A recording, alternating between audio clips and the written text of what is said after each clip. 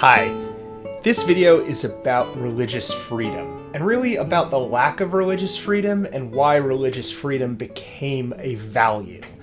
I'm going to take us back to the late Middle Ages, and we're going to talk about the early modern period, and we're going to talk about a bunch of things that aren't always connected to each other. But all of this is to sort of contextualize the literature that deals with religion, or in one way or another, as an expression of devotion, of criticism, of arguments over the governance and nature of the church in England. I hope you enjoy it. So The Persecuting Society is the title of a classic study about religious persecution in the Middle Ages by a historian named R.I. Moore, whose work is controversial but influential and interesting. But it kind of gives its name to this topic because I'm talking about the kind of tradition of religious persecution that is specifically in England, but more broadly in Europe over the pre-modern period. The period spanning the late Middle Ages to the early modern era in England was marked by significant upheaval and persecution. There was a rise in mysticism, which is, I'll talk about it in a bit, but there was the emergence of radical Protestant movements and various dissenting groups against first the Catholic Church and then the official Church of England. And there were, for various reasons, the implementation of measures against those perceived as heretic. All right. Let's talk first about the emergence of Lollardy as a religious movement in late medieval England. Now, this is only one of a number of so-called heretical groups. Now, heresy is in the eye of the beholder, but a number of groups that were dissenting from and rejected the authority of the Roman Catholic Church through the Middle Ages. The Lollards were followers of John Wycliffe, who emerged as a dissenting figure. He was a theologian at Oxford who challenged existing practices, including the cult of relics, clerical prosperity, traditional feast days, the veneration of saints. He believed that the Bible should be translated into the vernacular so ordinary people could read it. He disagreed with the idea of the transubstantiation of the host. And if all of that sounds familiar to you as being the doctrines of the Lutheran Reformation, it's because they're pretty close to each other. And Wycliffe has been called by English Protestants the morning star of the Reformation, sort of a reformer before it was cool. And of course, he didn't have, the support of state power or the printing press, and so he himself was not burned, but he was basically suppressed, and his books were burned. He, however, did have a number of followers who believed his ideas, especially in the merchant towns in East Anglia, and Essex, and like the eastern part, which was more mercantile. Catholicism continued to, well after the Reformation, be much stronger in the west and north of England. But where they had closer ties to the Low Countries, like Holland and Belgium, what are now Holland and Belgium, there was an international networks of sort of middle-class literate people. These ideas grew and spread. And some have even argued that there was perhaps a kind of an underground Lollard movement that continued in this part of England until they could kind of come out from underground when the Reformation began in earnest with Edward VI in the 1540s in England. But in 1401, Henry IV of England, the first of the Lancaster dynasty, said absolutely not to all this, and a law was cast called De Heretico Comburendo, which basically means let's burn the heretics. And this ordered heretics to be burned at the stake. Before that, they had only burned books. This severe measure reflected the growing concern of religious and political authorities over the spread of Lollard ideas. There's also the fact that Henry IV of Lancaster had usurped the throne in 1399 and was perhaps anxious about the legitimacy of his reign, and therefore could sort of take up the cross and sort of anchor his legitimacy in his support of the Holy Church against the heretics. I just want to go back here to this first slide. This is John Badby, a heretic according to the Catholics at the time, who's being burned. Now, this print is from George Fox's Book of the Martyrs, where he's being reframed later on during the Reformation as a martyr to the true Christian faith. That is to say, the Protestant Church. I'm not saying that. I don't have a dog in this race. The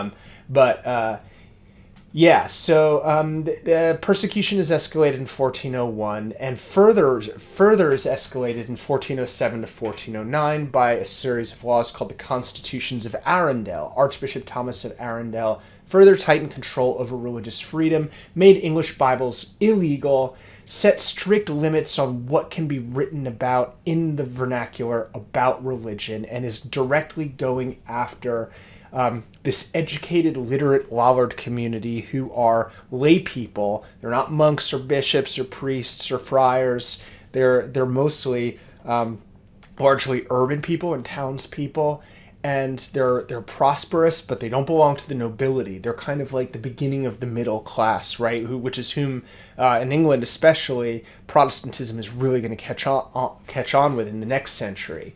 And so for a while, Lollardy is suppressed, heretics are burned, and there's a kind of sense of deep paranoia.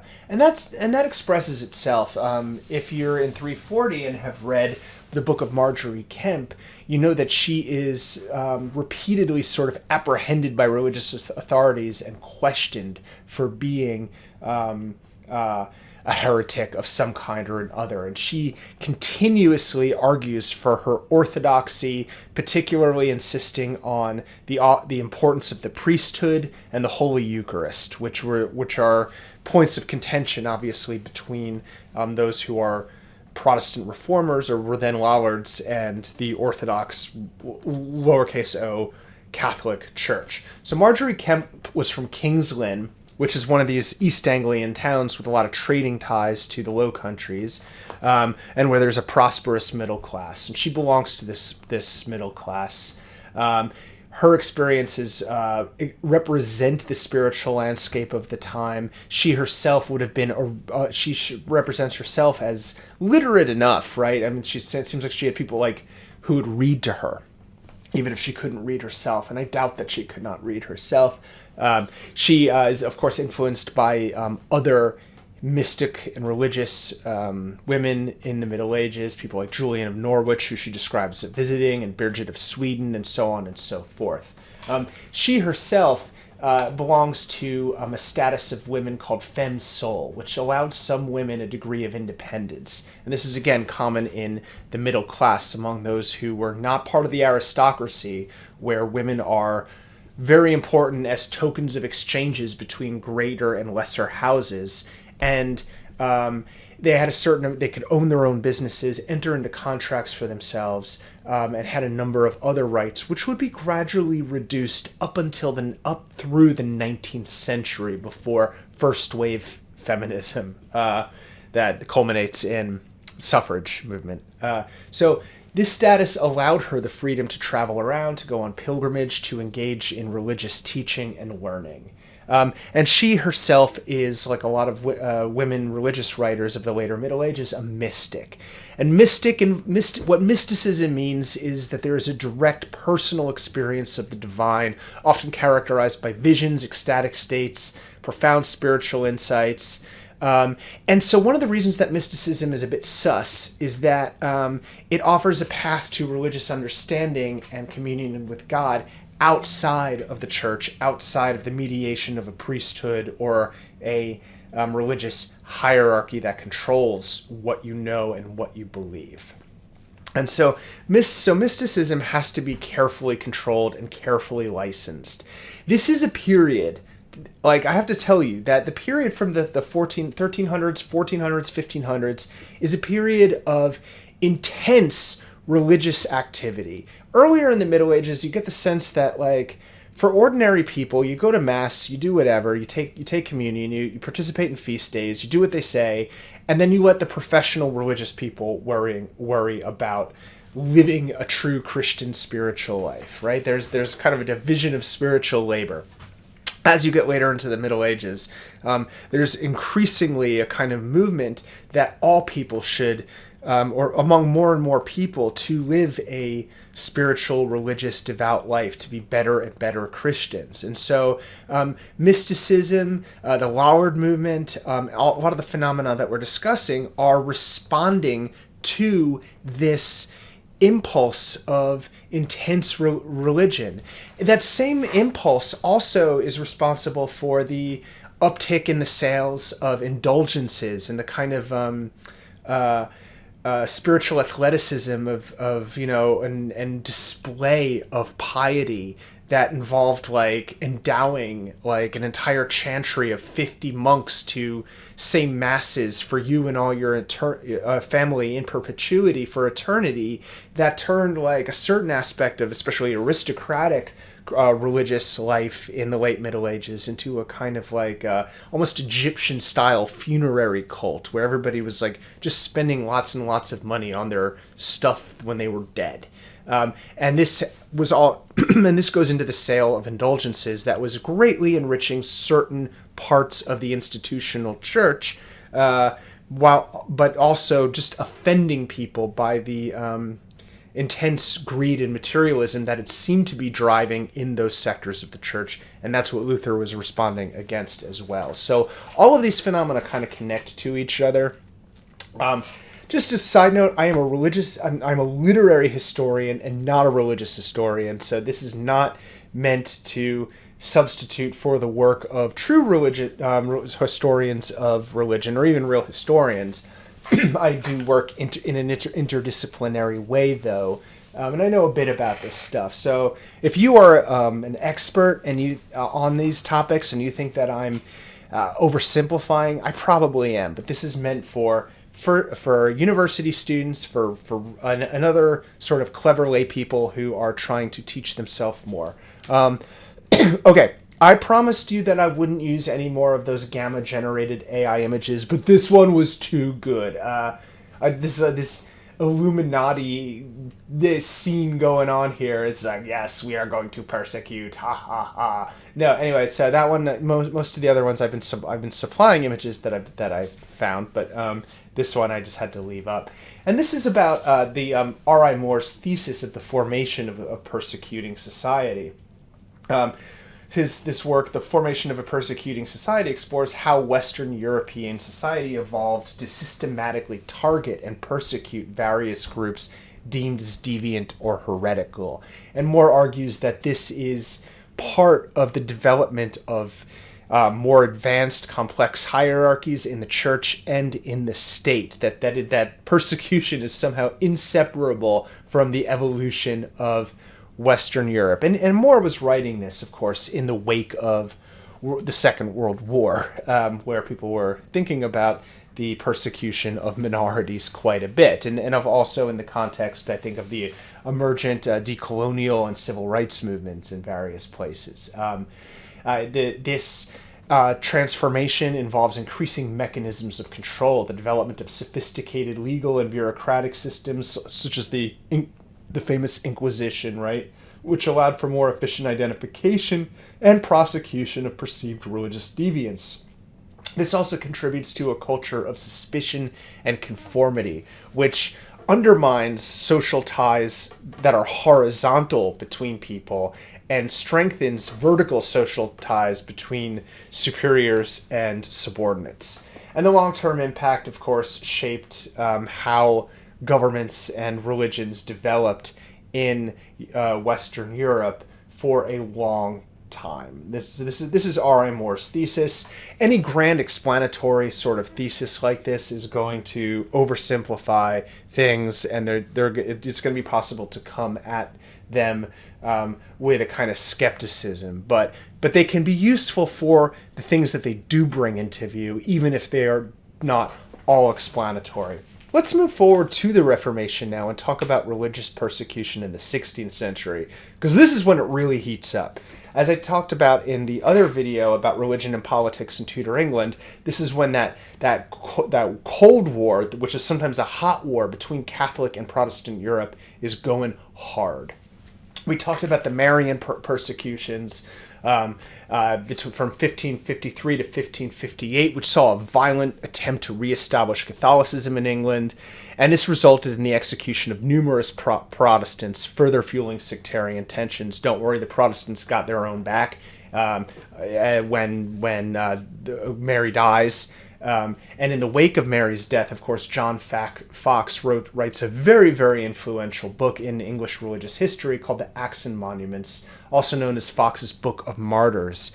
And this was a kind of it featured 60 woodcuts, including the one of John Badby that I showed you above, showing the sufferings of Protestant martyrs, and it explicitly links those who had been burned or killed or persecuted by Mary to the martyrs of the early church, right? Both sides of this religious divide in the 1500s were trying to claim to be the true successors of the early church, which was seen as authentic, undiluted, close to Jesus, right? And one of the features of the early church was the fact that they were being thrown to the lions, right? No, the word martyr means witness, that as in to give testimony, right?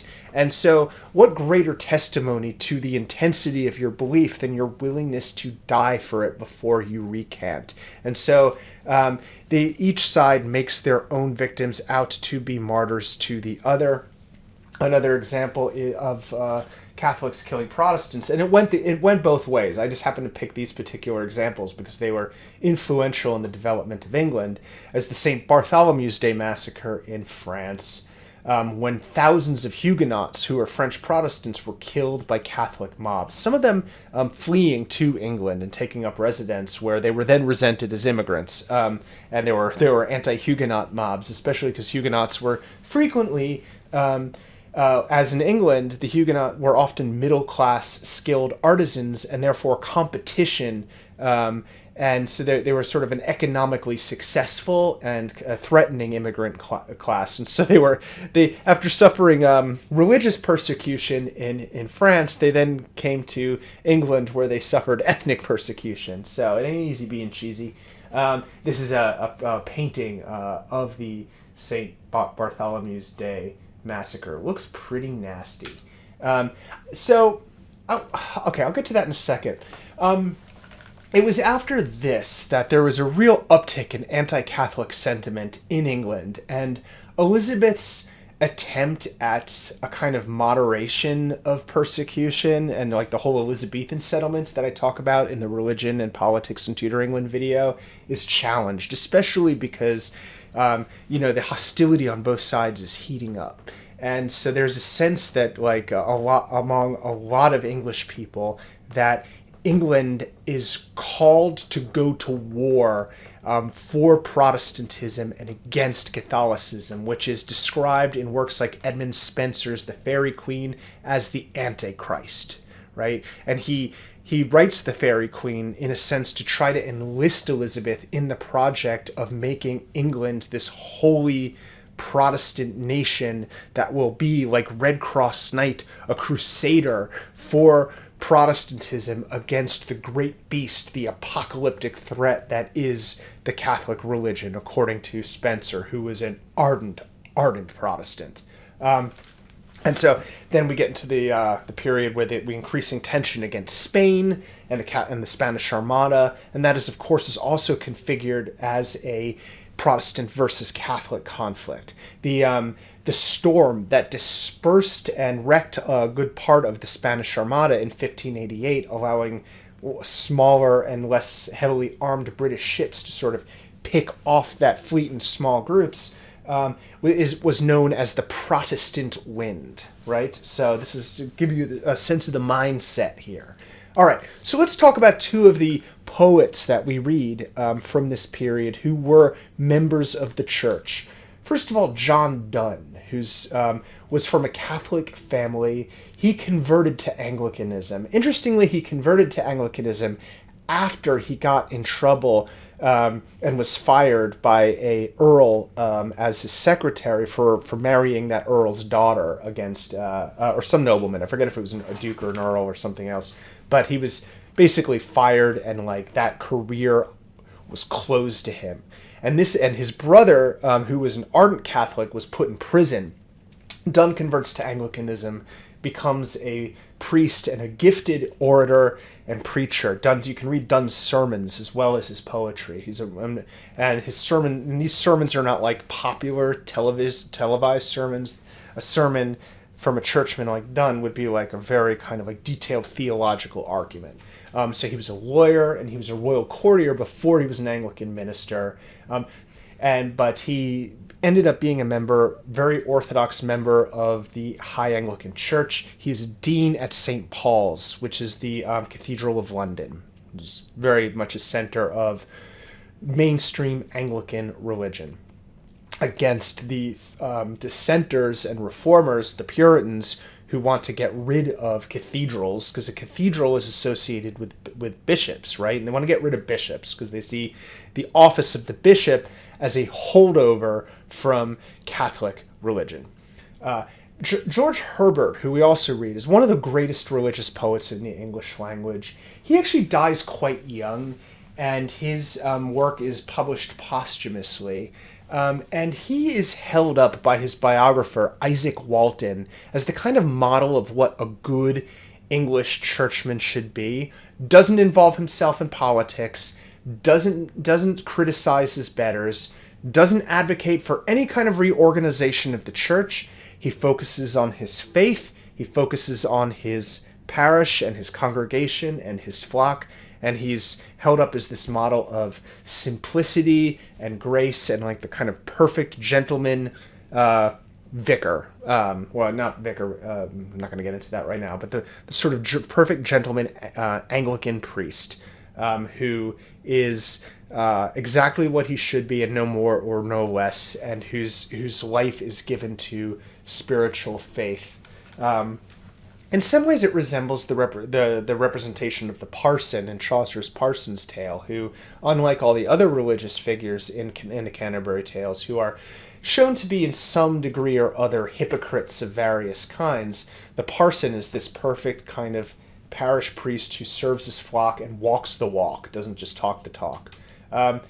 All of this is leading up, though, and Isaac Walton's portrayal of George Herbert is in the context of increasing hostility between the High Church Anglicans and the Puritan Reformers that it's one of many causes of the English Civil War, but which will result in the English Civil War, which goes on from 1642 to 51, which was partly driven by religious tensions. The parliamentarians, representing often middle-class interests and some aspects of the nobility, against who were largely Puritan, and which is to say they were more like Presbyterians, against the Royalists, who were associated with Anglicanism and even Catholicism. And a lot of people think that the Stuarts were basically Catholic, and they just sort of kept it on the down low.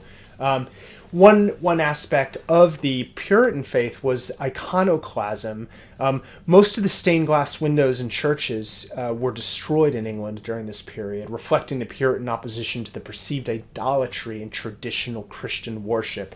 When Milton writes at the beginning of Paradise Lost that God doth prefer before all temples the upright heart and pure, this is an expression of Puritan iconoclasm. And if you actually think about modern churches and you think about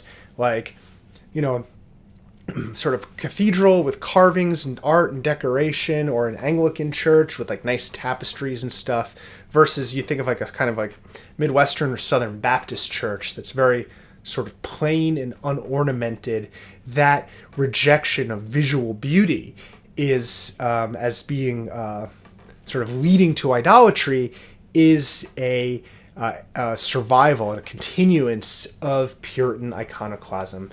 There were other interesting religious movements that developed during the chaos of this period as well. One that I find very interesting are the radical Protestant groups like the Levelers and the Diggers, who emerged. And they advocated for religious tolerance, social equality, and radical political reforms. They wanted to redistribute all the land in England, just like this is a recurring theme in English history. But they were actually put down by the more mainstream elements, even among the Puritans. They were like, no, that's like, equality. God may not like bishops, but he does like me having my mansion. So, sorry, levelers and diggers, but you're going to get, persecuted. The Quakers also emerged during this period in a similar way, emphasizing personal spiritual experience over formal creeds and rituals. They are also persecuted. Many of them end up fleeing to the New World, where their leader William Penn will establish Pennsylvania as a colony where religious tolerance and peace is promoted and practiced, and this is why they will name this capital of this new colony the city of brotherly love, Philadelphia. Okay, so yeah, this is a really interesting period. I'm not even scratching the surface of it. But what happens in the wake of the English Civil War and the Restoration is a movement in the English church called Latitudinarianism. That's a lot of syllables. This is William of Orange, who comes to the throne in 1688 after the Glorious Revolution. And after 150 to 200 to 300 years, depending on how you count it, of people stabbing and burning and killing each other and throwing each other in prison over whether they believe in the office of the priesthood or clerical celibacy or the Eucharist or the Bible in Latin versus the Bible in the vernacular. There's a bit of exhaustion, I think, that sets in at this point. And this is true in a number of places. This is at the same time that the scientific revolution is beginning and some of those trends of thought that will lead towards the Enlightenment. And so the Latitudinarianism is a theological movement within the Church of England that emphasizes reason, tolerance, and moderation in religious matters, that people shouldn't fight to the death over minor differences in doctrine if everybody shares the same basic view that Christ is the Savior, and so on and so forth. Now, Latitudinarianism still does not extend to the Catholic religion. It will be 1830 or so before Roman Catholics have full civil rights in the British Empire. But the Act of Toleration of 1689 grants freedom of worship to nonconformist Protestants so that they're not forced to go to the Church of England. You can go to your Baptist or your Presbyterian or your Quaker or your Methodist church and let the Anglicans go to the Anglican Church, the Episcopalian in the U.S. And this marks a significant step towards religious pluralism in England. This is also the period when Enlightenment thinkers like John Locke and stuff are writing, and so these ideas are going to shape the attitudes of the founders of the American Republic, who were going to forbid the establishment of an official religion in their constitution. And of course, different colonies of what would become the United States had different sort of majority religions, right? Virginia continued to be majority Anglican. They changed their name after the Revolution to Episcopalian. There'd be in New England, states continued to be were Congregationalists, right? Pennsylvania continued to be dominated by Quakers for a long time. Maryland had a remarkable number of Catholics because it had been founded as a Catholic colony. So that sort of latitudinarianism became part of the DNA of the American nation. And I don't get into politics in these videos too much, but I will say that those who interpret religious freedom as the freedom to persecute others with different religious beliefs or without religious beliefs, in my opinion, are betraying the better values and vision of the founders of the American Republic, who were looking back on centuries of bloodshed and oppression and persecution and saying, nah, I don't think so. I hope you've enjoyed this video. I hope you've learned something from it. It went on a little longer than I expected it to, but I kind of got into talking about it. And yeah, that William there, his wife was named Mary, so the school in Virginia, William and Mary, is named after him. So that's all I got. Have a great day. Thank you for listening.